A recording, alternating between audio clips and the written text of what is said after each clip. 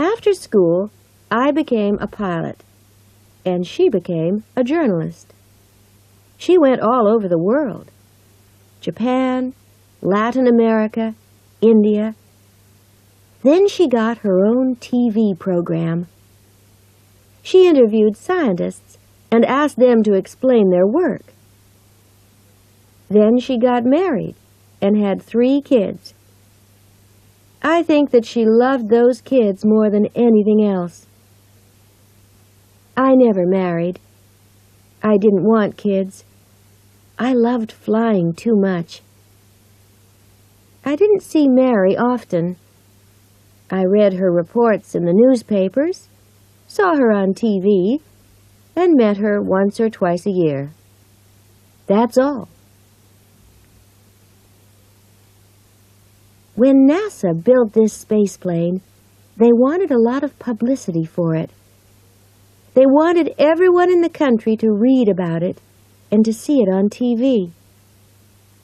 They wanted people to say how fantastic it was because they wanted to get more money for spaceplanes.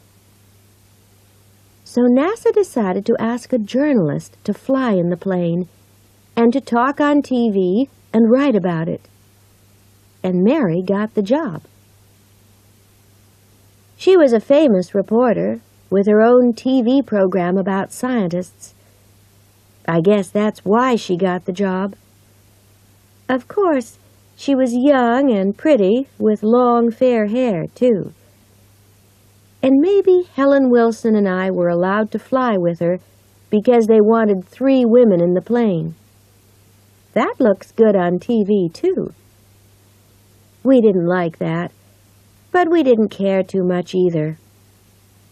Mary was a good journalist, and Helen and I had both been in space twice before.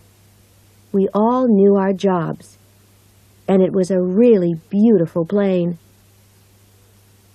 Once, a man from the CIA asked me a few questions about Mary.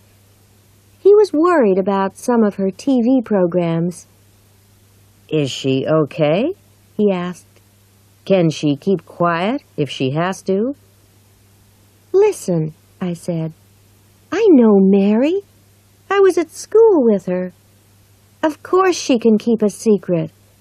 She's a famous journalist. She knows her job.